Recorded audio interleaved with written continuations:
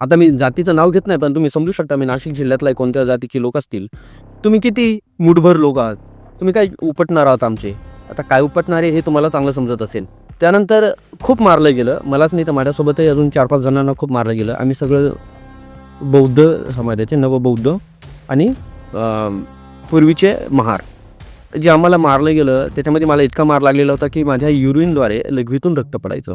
मला पहिल्याच राऊंडमध्ये त्यांनी मला जातच विचारली, जात कोणती तुझी? मी सांगितलं की सर मी SC कॅटेगरीमधून येतो, बुद्धिस्ट जात. त्यामुळे मला असं वाटतं की आता माझ्याच देशामध्ये नोकरी घेण्यासाठी, राहण्यासाठी आणि बाकीच्या गोष्टी करण्यासाठी मला विजा लागतो की काय? Waiting for visa. ज्या व्हिसाच्या प्रतीक्षेत अस्पृश्यांच्या शेकडो पिढ्या कुडत याच आशेवर जगत राहिल्या, ती एक दिवस येईलच आहे ज्या दिवशी आपल्याला या देशात स्वीकारलं जाईल. ती प्रतीक्षा संपायला 20 वर्षातच उजाडावं लागलं. आंबेडकर नोन अँड बियॉन्डच्या या पहिल्या भागात गोष्ट त्याच व्हिसाची, जगण्याचा हक्क नाकारणाऱ्या दमनकारी व्यवस्थेची आणि स्वतःच्याच देशात परक बनून राहायला भाग पाडलेल्या लोकांची गोष्ट आहे वेटिंग फॉर व्हिसाची.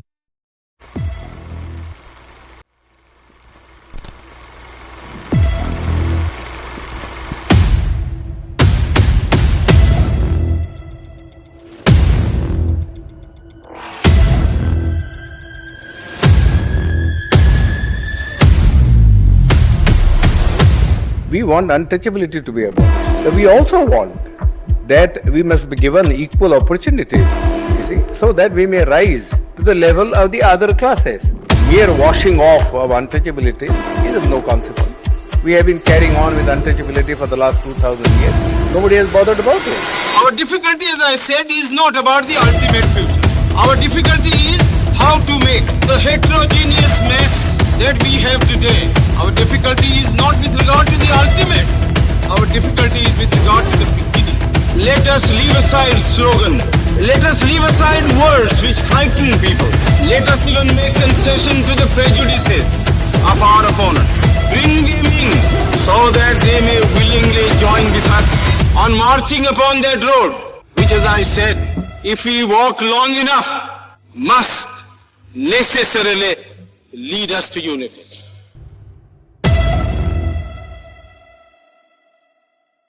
शाळेत विद्यार्थ्यांना खूप रंगवून सांगितलं जातं की दक्षिण आफ्रिकेत असताना गांधीजींना वर्णभेदाचा सामना करावा लागला होता.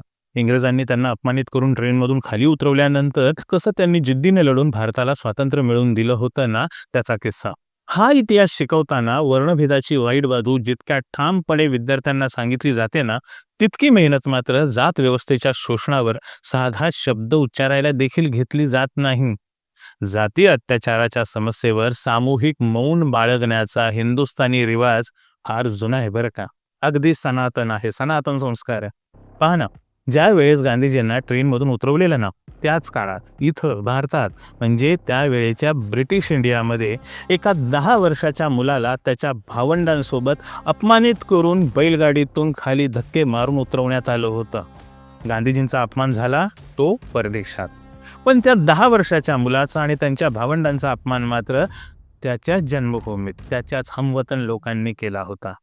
जगभरातल्या विद्रोही चळवळींचं तत्वज्ञान सांगतं की अत्याचारांची परतफेड केल्याशिवाय अत्याचार संपत नाही. त्या मुलानंही अत्याचाराची परतफेड केली, पण ती करताना त्यानं अख्ख्या देशाला समतेचं, न्यायाचं, बंधुत्वाचं आणि प्रेमाचं दान दिलं. हा मुलगा होता सुभेदार रामजी मालोजी सपकाळांचं 14वं रत्न डॉक्टर भीमराव रामजी आंबेडकर, ज्यानं या देशाच्या इतिहासाला बदलवून टाकलं कायमचंच. हा संघर्षाचा विजयी इतिहास मात्र शाळेत कधीच सांगितला जात नाही. बाबासाहेबांनी रक्ताचा एक थेंबही न सांडता शत्रूला पराजित केल्याचा इतिहास बरं का, रक्ताचा एक थेंबही न सांडता. ज्या दिवशी बैलगाडीतून उतरवून भिवाला अपमानित केलं होतं ना, त्या दिवशी या युद्धाचं बिगुल वाजलेलं आणि या युद्धात विजय मिळाला तो 29 नोव्हेंबर 1948 सालच्या त्या महान दिवसाला. होय, 29 नोव्हेंबर 1948. रायसीनाच्या पहाडी इलाक्यावर थंडीची चादर अलगद पसरायला सुरुवात झाली होती, पण संसद भवनात एका युद्धाच्या समाप्तीचा शंखनाद सुरू होता. कारण होतं भारतीय संविधानाच्या कच्च्या मसुद्यातलं अस्पृश्यता निवारणासंदर्भातलं कलम 11, जे बिनविरोधपणे मंजूर व्हायला हवं होतं, ते 3 सभासदांच्या मूर्ख आक्षेपांमुळे रखडून राहिलं होतं. बाबासाहेबांच्या संतापाचा पारा शिगेला पोहोचला होता, पण राजेंद्र प्रसादांनी आक्षेप आणि प्रपोज अमेंडमेंट एकदम फेटाळून लावत मूळ कलम 11 जसंच्या तसं मंजूर करून घेतलं आणि भारतीय संविधानात समावेश झाला कलम 17चा, अस्पृश्यता निवारणासंदर्भातलं एक महान क्रांतिकारी कलम. हा बाबासाहेबांच्या 48 वर्षांच्या संघर्षाचा विजय होता. पण भारतीय संविधानातलं कलम 17 हे असं चर्चेतून आलेलं कलम नव्हतं. त्यामागचा इतिहास, त्याची पार्श्वभूमी ही फार वेगळी होती. 20व्या शतकाच्या सुरुवातीपर्यंत कोणत्याही देशात कामानिमित्त सहज जाता येता येणं शक्य होतं. ना कसली रोकटोक, ना कसली विजाची कटकट. मग घडलं पहिलं महायुद्ध आणि जगाचा नकाशाच बदलून गेला तो कायमचाच. सुरक्षेचं कारण पुढं करत प्रत्येक देशानं पासपोर्टची आणि विजाची सक्ती केली. इमिग्रेशन कायद्याने कुणाला एंट्री असेल आणि कुणाला नाही याचा नवा खेळ सुरू झाला. काय असतो बरं हा विजा? विजा म्हणजे दुसऱ्या देशात प्रवेश करण्यासाठी किंवा तिथे राहण्यासाठी, प्रवास करण्यासाठी किंवा काम करण्यासाठी त्या त्या देशाच्या सरकारकडून मिळालेली अधिकृत परवानगी म्हणजेच विजा. आणि तो कुणाला मिळतो? तो मिळतो फक्त अधिकृत नागरिकांना. अधिकृत नागरिक हा शब्द नीट अधोरेखित करून घ्या. असे नागरिक ज्यांना त्यांच्या जन्मभूमीत, मातृभूमीत मुक्तपणे संचारण्याचं आणि विकास करण्याचं अधिकृत स्वातंत्र्य असतं ना, त्यांनाच अधिकृत नागरिक म्हटलं जातं. आता विचार करा, जर आपल्याच देशानं आपल्याला आपल्याच मातृभूमीत नागरिक म्हणून स्वीकारण्याचं नाकारलं तर काय होईल? तेच होईल जे विजा नसणाऱ्यांचं होतं ना परदेशामध्ये, तेच होणार. त्यांना सगळीकडून नाकारलं जाईल, त्यांना कुठेच प्रवेश मिळणार नाही. आणि तेच सगळं घडत होतं आपल्या भारतामध्ये, स्वातंत्र्यपूर्व भारतामध्ये. मागच्या कैक शेकडो वर्षांपासून भारतातल्या तमाम अस्पृश्य जातींना स्वतःच्याच गावात, स्वतःच्याच जमिनीवर, स्वतःच्याच पाणवठ्यावर बिलकुल प्रवेश नव्हता. प्रवेश सोडा, स्पर्श देखील मंजूर नव्हता. इतकंच काय, सावलीचा देखील विटाळ व्हायचा. गावात अस्पृश्यांनी किती वाजता दाखल व्हायचं आणि किती वाजता नाही याचेही नियम होते. मुली जन्माला आल्या की त्यांचं आल्या आल्या लग्न आणि सतीच्या नावाखाली जाऊन मारण्यापर्यंतची मालकी देखील जातीच्याच हातात होती. आणि जात व्यवस्थेचे नियम जो मोडेल त्याच्या नशिबी क्रूर हत्या हीच शिक्षा. थोड्याशा क्रिकेटच्या खेळावरून आमचा वाद झाला आणि आता मी जातीचं नाव घेत नाही, पण तुम्ही समजू शकता मी नाशिक जिल्ह्यातला कोणत्या जातीचे लोक असतील. त्यांनी आमच्यासोबत लढाई केली. दुसऱ्या तिसऱ्या दिवशी गावातील जत्रा होती धुळवडीच्या दिवशी आणि तिथे तमाशा झाला. तुम्ही किती मूठभर लोक आहात, तुम्ही काय उपटणार आहात आमचे. आता काय उपटणारे हे तुम्हाला चांगलं समजत असेल. त्यानंतर खूप मारलं गेलं. मलाच नाही तर माझ्यासोबतही अजून 4-5 जणांना खूप मारलं गेलं. आम्ही सगळं बौद्ध समाजाचे, नवबौद्ध आणि पूर्वीचे महार. जे आम्हाला मारलं गेलं त्याच्यामध्ये मला इतका मार लागलेला होता की माझ्या युरिनद्वारे लघवीतून रक्त पडायचं. तो दिवस, त्याच्यानंतरचा दुसरा दिवस की माझ्या बापाच्या समोर हे सर्व लोक आल्यानंतर माझ्या बापावर मारायला धावले. त्याच्यानंतर बाकीच्या मुलांच्या आईवडिलांसोबतही नियर बाय सेमच केस झाली. आणि तेव्हापासून मी जसा घरातून बाहेर पडलो तसा 20 वर्षानंतर गावामध्ये फक्त मी 2-3 ऑकेजनला गेलो असेल. आज मी PhD झालो. याच्या अगोदर मी प्रोग्राम ऑफिसर म्हणून SC/ST सेलमध्ये टाटा इन्स्टिट्यूटमध्ये काम केलं. माझ्यासाठी वेटिंग फॉर विजा म्हणजे entering in your on village with dignity. अंगावर भीतीनं काटाच येतो ना. नुसत्या कल्पनेनं जर आपली ही अवस्था असेल तर विचार करून तरी पहा की तेव्हा त्या लोकांच्या मनावर किती खोल आघात झाला असेल बरं. ते दुःख आपण समजू शकत नाही. याच अमानवी अत्याचारांच्या विरोधात बंडाचं निशाण फडकवलं ते डॉक्टर आंबेडकरांनी आणि त्यांच्या शब्दांनी जो मानवमुक्तीचा मॅनिफेस्टो रचला, त्या मॅनिफेस्टोला आज आपण सर्वजण वेटिंग फॉर विजाच्या नावाने ओळखतोय. होय, waiting for visa. Doctor Babasaheb आंबेडकरांची आत्मकथा आणि भारतीय संविधानाच्या कलम 17ची जन्मदाता. बाबासाहेबांचा जगभरातील संविधानांचा अभ्यास होता. अमेरिकन संविधानातील कलम 14 म्हणजे 14th amendment, equal protection clause, वंश, रंग, धर्म यावर आधारित भेदभावास मनाई करतो. तरीही 14th अमेंडमेंट नंतर जिम क्रोज लॉज दशकानुदशके टिकले, कारण या अमेंडमेंटने वर्णद्वेष करणाऱ्या सामाजिक संरचनेवर कोणताही प्रहार केला नव्हता. फ्रान्समध्ये इक्वॅलिटी बिफोर लॉ आहे. जर्मनीमध्ये बेसिक लॉ आहे, ज्यात मानवी प्रतिष्ठा सर्वोच्च असल्याचं मानलं गेलं. दक्षिण आफ्रिकेत पोस्ट अपार्थाईड कॉन्स्टिट्यूशन आहे. त्यात वंशभेद स्पष्टपणे गुन्हा मानला गेला आणि अफर्मेटिव्ह ॲक्शनची तरतूद करण्यात आली. जशी आपल्याकडे भारतात आरक्षणाची तरतूद आहे ना, अगदी तशीच. जपानच्या संविधानातही समानतेचा हक्क आहे. बुराकुमिन समुदायाविरोधी भेदभावावर उपाययोजना आहेत.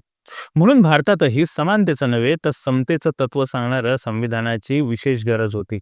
पण विचार करा जरा एकदा, बाबासाहेब जर सवर्ण असते तर त्यांना कधी जाती व्यवस्थेचा सामनाच करावा लागला नसता तर कदाचित ऑल मेन आर इक्वल म्हणून त्यांनी मॅटर रफादफा करून टाकलं असतं आणि प्रस्थापित व्यवस्थेची शाबासकी देखील मिळवली असती. पण नियतीला ते मंजूर नव्हतं आणि बाबासाहेबांना इतिहासानं त्यांच्या शरीरावर मनावर ज्या जखमांचा घाला घातला होता ना, त्यांचा हिशोब चुकता करण्याची वेळ आता बाबासाहेबांची होती. त्यांनी थेट मुळावरच घाव घातला आणि अस्पृश्यता कायद्याद्वारे निषिद्ध नाही तर नष्टच करून टाकली.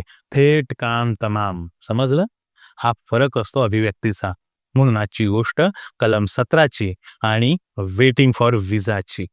दोस्तो, मागील 10-15 वर्षात बाबासाहेबांना फक्त आरक्षण देणारा नेता म्हणून याच मीडियाकडून वारंवार पोर्ट्रे केलं जात आहे. आता तर बाबासाहेब संघाबद्दल आपुलकी बाळगून असल्याचा दादांत खोटा प्रचार संघानं बेमालूमपणे लोकांच्या गळी उतरवलाय. थोड्याच दिवसात बाबासाहेबांना संघानेच धर्मांतर करण्यासाठी पाठबळ दिलं होतं, इथपर्यंत त्यांच्या कुजबुजी सुरू होणार आहेत. आणि हे सगळं का होतंय? तर आपण बाबासाहेबांचं नव्या फॉर्ममधलं नव्या काळात नवं नरेटिव्ह मांडणारं डॉक्युमेंटेशनच केलेलं नाही, ज्यात नव्या पिढीला बाबासाहेब त्यांच्या भाषेत त्यांच्या फॉर्ममध्ये समजावून सांगता येतील. म्हणून मी या आंबेडकर नोन अँड बियॉन्ड या सिरीजची सुरुवात करतोय. संवैधानिक व्यवस्थेवर विश्वास ठेवणारा प्रत्येकजण या कार्यात माझ्या सोबतीला येईलच हा माझा ठाम विश्वास आहे आणि त्या विश्वासाच्या बळावरच आपण सर्व मिळून हे काम जरूर पूर्ण करूयात. म्हणून आपणास शक्य होईल तसं आर्थिक सहकार्य जरूर करा आणि हे चॅनल लाईक, शेअर, सबस्क्राईब करावं ही नम्र विनंती आपणास करतो. आपणा सर्वांच्या सहकार्याच्या अपेक्षेसह सुरू करूयात विषयाच्या पुढील भागाला. बाबासाहेबांच्या लेखनासंदर्भात नेहमीच अपप्रचार केला जातो की बाबासाहेबांनी दलितांसाठीच लिहून ठेवलेल्या. चूक, साफ चूक. त्यांचा प्रत्येक शब्द न शब्द हा फक्त जातीयवाद्यांना आरसात दाखवण्यासाठीच लिहिलेला आहे बरं का. जातीयवाद्यांना आरसा दाखवण्यासाठी. आणि जेव्हा या आरशात जातीयवाद्यांनी स्वतःचं थोबाड वाहिलं ना, तेव्हा त्यांना स्वतःचा चेहरा खूप भयानक आणि भेसूर दिसला आणि म्हणून भेदरलेल्या अवस्थेनं हा अपप्रचार जन्माला घातला. वेटिंग फॉर विजा ही आत्मकथा प्रामुख्याने विदेशी लोकांसाठी लिहिलेली आहे, ज्यांना अस्पृश्यता म्हणजे नक्की काय आणि तिचे परिणाम काय असतात याचं नीटचं आकलनच नाही अशा लोकांसाठी. या पुस्तकाच्या सुरुवातीलाच आंबेडकरांनी लिहिलंय, The foreigner has heard of the untouchables, but he has never been able to realize what untouchability is. It is impossible for him to understand how people can be treated as untouchables. A large number of Hindus live in a village. In a corner of the village, there lives a small group of untouchables. They are made to live in that corner. They have to do all the dirty work of the village. They have to beg for their food from the Hindus. When they go to the shop of a Hindu grocer, they have to stand at a distance. They have no right to touch anything in the village. They cannot enter the houses of the Hindus. They cannot draw water from the village well. They cannot allow their shadow to fall on the Hindus. They regard the village as their own, and yet they are treated as though they do not belong to it. It is very difficult for a foreigner to understand this. अवघ्या 30 पानांचं हे लेखन जागतिक साहित्यातलं श्रेष्ठ लेखन आहे. बाबासाहेबांचं संक्षिप्त आत्मचरित्र आहे बरं का हे पुस्तक. अतिशय चटका लावणारं आणि गलबलवून सोडणारं आत्मचरित्र. या पुस्तकाचं हस्तलिखित डॉक्टर बाबासाहेब आंबेडकर यांच्या हस्ताक्षरात उपलब्ध आहेत. पीपल्स एज्युकेशन सोसायटीच्या संग्रहालयात ते आजही सुरक्षित आहेत. वेटिंग फॉर विजा आता अमेरिकेच्या कोलंबिया युनिव्हर्सिटीत शिकवली जाते. तिथल्याच युनिव्हर्सिटीच्या प्राध्यापिका फ्रान्सिस डब्ल्यू क्रिटचेट यांनी ते वर्गातील वापरासाठी संपादित केलंय. भारताच्या कोणत्याही युनिव्हर्सिटीमध्ये हे पुस्तक शिकवलं जात नाही. यात बाबासाहेबांनी सांगितलं की त्यांना कशा प्रकारे जातीवादाचा सामना करावा लागला आणि कदाचित त्यामुळे शिक्षकांनी ते अनुभव त्यांच्या विद्यार्थ्यांना सांगावेत अशी कोणतीही तरतूद शिक्षण व्यवस्थेनं होऊ दिलेली नाही. ही आत्मकथा केवळ हिंदू धर्मियांनी केलेल्या अपमानाबद्दल नाही तर पारशी आणि ख्रिश्चन धर्मियांनी दिलेल्या अमानवीय वागणुकीचं दर्शन घडवते.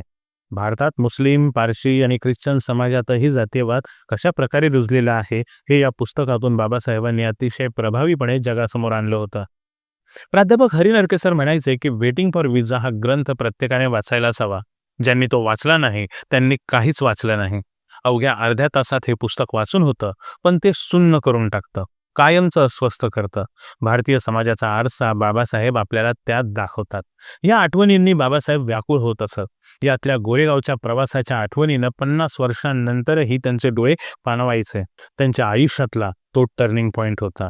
असाच एक टर्निंग पॉईंट आता 21व्या शतकात प्रत्येकजण शोधतोय.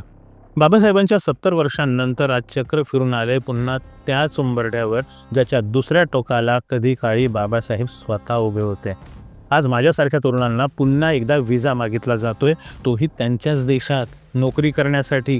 तुमची वस्ती काय, तुमचा ॲड्रेस काय कशावरूनही कशाला मेळ लागत नाही, म्हणून थेट जात विचारूनच इंटरव्ह्यूमध्ये फेल करणारे द्रोणाचार्य आता प्रत्येक पॅनलवर बसले आहेत.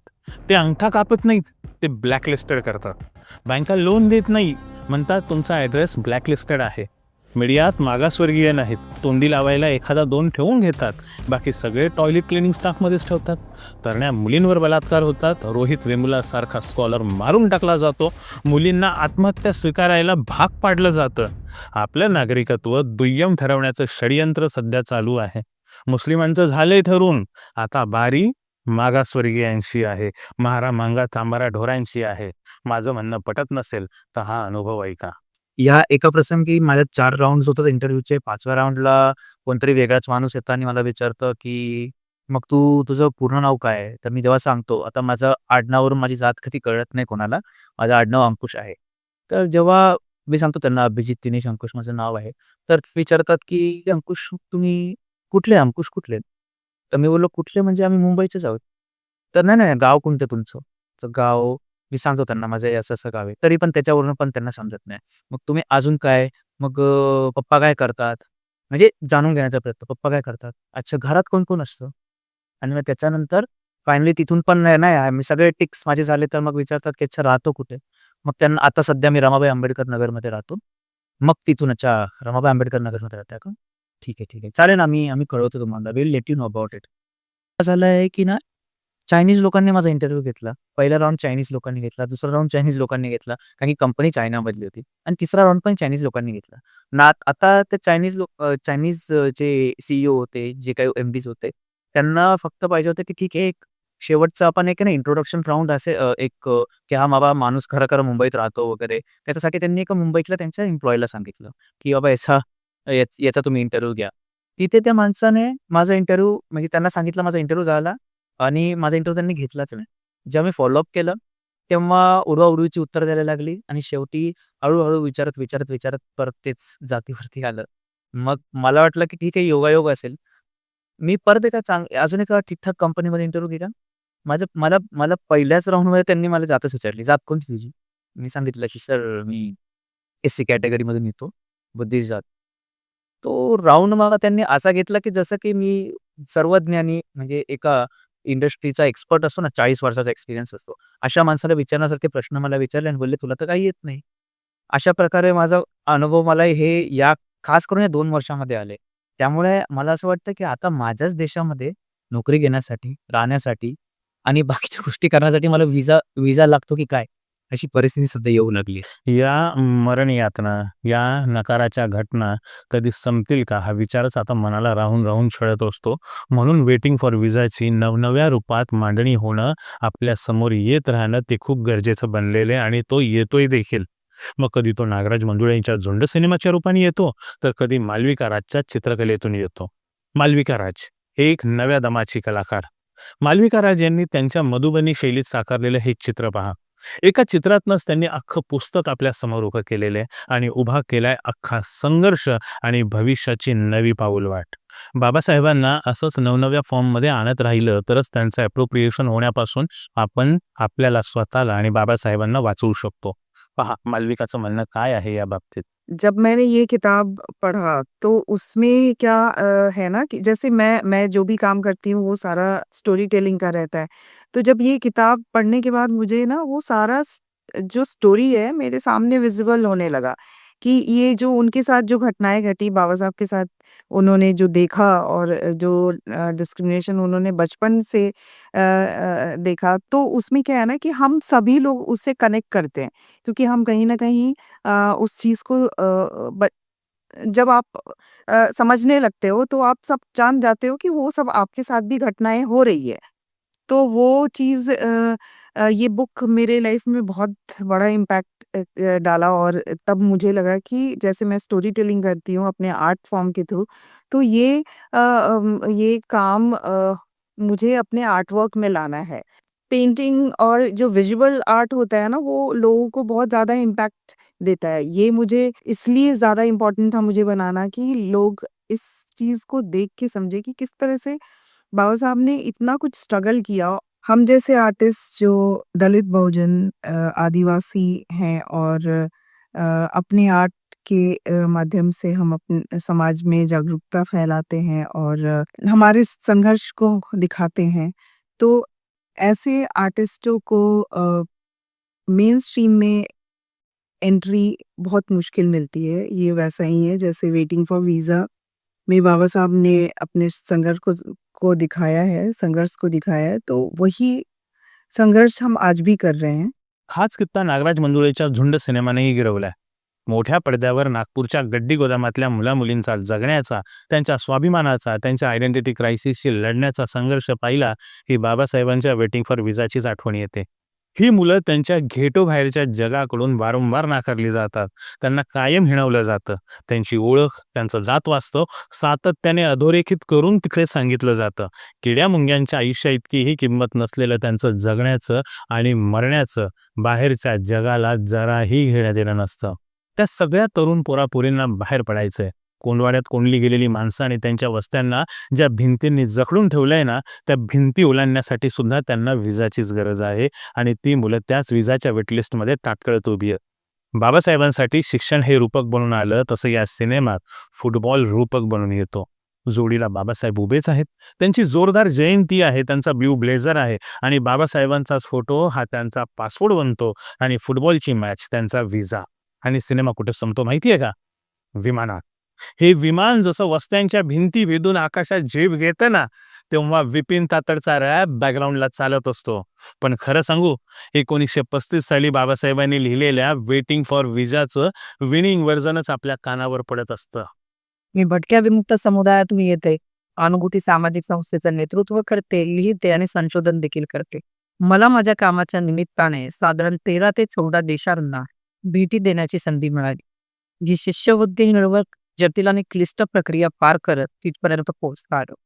मात्र स्वतःच्या बुद्धीचे, कल्पनेचे, लिखाणाचे, संशोधनाचे, प्रक्रिया आणि निर्मितीचे हस्तक्षेप करत असताना आपलं सामाजिक स्थान, जातीचं स्थान, वर्गाचं स्थान हे आपली बलस्थानं कशी कमकुवत करतात याचा अनुभव मी जवळून घेतलेला आहे.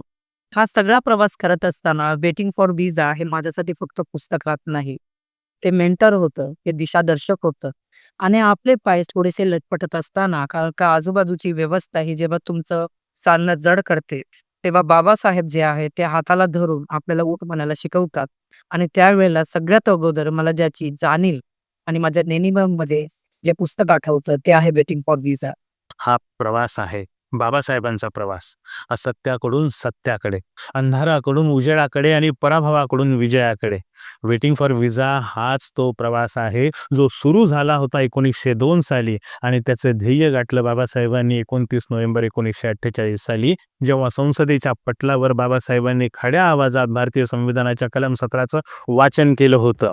Untouchability is abolished and its practice in any form is forbidden. The enforcement of any disability arising out of untouchability shall be an offense punishable in accordance with law. Babasaheb जेव्हा हे कलम वाचत होते ना, तेव्हा त्यातला एकूण एक शब्द मनूचं मुस्काड फोडत होता. भले त्या दिवशी सभागृहात महात्मा गांधीची की जयचे नारे लागले असले तरी इतिहास प्रामाणिकच राहतो. आपण जेव्हा केव्हा पोलिसी व्यवस्था, भ्रष्ट सरकारी व्यवस्था आणि त्यांची हत्यारं सामान्य माणसावर उगारतात ना हात, तेव्हा सामान्य माणसं ताठ मानेनं आंबेडकरांचा शानदार फोटो असलेली संविधानाची कॉपी घेऊन त्या हत्यारांसमोर ताठ मानेनं उभी राहतात. तो निडर, तो बेदरकार आणि कोणतीही सेटलमेंट नाकारणाऱ्या आत्मविश्वासाचं नाव आहे आर्टिकल 17 आणि डॉक्टर बाबासाहेब आंबेडकर. दोस्तो, आज थांबतो इथेच, पण जाता जाता इतकंच सांगेन की तुम्ही कोणत्याही वयात का असेना, एकदा तरी परदेशातील विद्यापीठात शिकायला जा. वर्षभरासाठी का होईना, पण जा जरूर. एक वेळेचं जेवण सोडा, पण पैसे जमवा. तुम्हाला मुलं असतील तर त्यांच्यासाठी तरतूद करा. लग्न सोहळ्यानं नाही केलं तरी चालेल, पण त्यांना परदेशात शिक्षणासाठी जरूर पाठवा.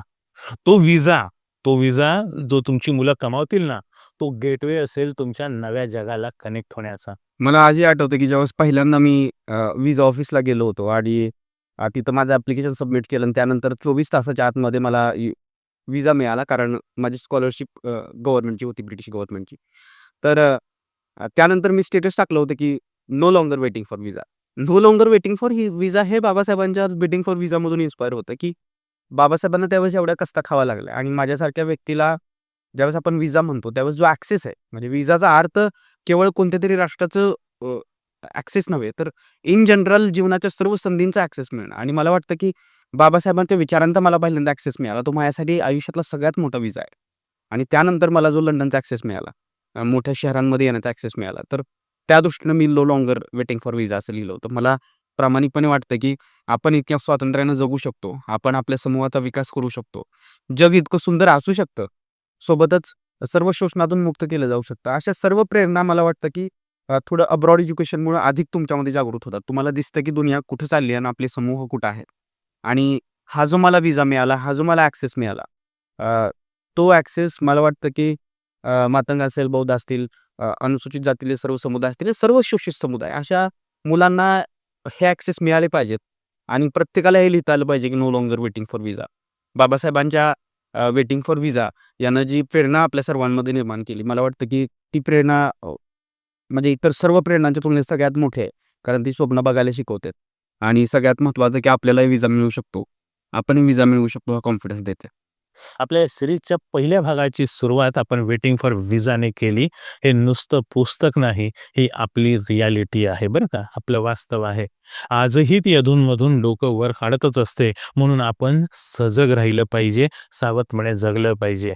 आपल्याच साहित्याला नव्याने रिवाईव्ह केलं पाहिजे, त्याचे नवनवीन फॉर्म्स तयार केले पाहिजेत. हा त्यातलाच एक प्रयत्न, हा त्यातलाच एक माझा आवडीचा प्रयत्न. तुम्हाला कसा वाटला हे मला नक्की कळवा. तुमच्या प्रतिक्रिया आणि सूचना त्याही मला कळवा. हे काम करणं तसं सोपं नाही, खूप वेळखाऊ आणि खर्चिक काम आहे. म्हणून तुम्हाला जे यथाशक्ती आर्थिक सहकार्य करावंसं वाटेल ते नक्की करा. आपल्याला हे डॉक्युमेंटेशन पूर्ण करायचंच आहे आणि ते तुमच्या पाठबळाशिवाय, सहकार्याशिवाय पूर्ण होऊ शकणार नाही. भेटूयात आता आपण पुढच्या भागात नवीन विषयासह आणि नव्या अँगलसह. तोपर्यंत पाहत रहा वैभव छाया टॉक्स. आणि हे चॅनल जितकं जास्तीत जास्त लाईक, शेअर, सबस्क्राईब करता येईल तितकं करा. आणि हा व्हिडिओ सर्वांना पाठवा. जयंतीच्या खूप जोरदार शुभेच्छा. सप्रेम जय भीम. भारतीय संविधान जिंदाबाद. भारतीय संविधानाचा विजय असो.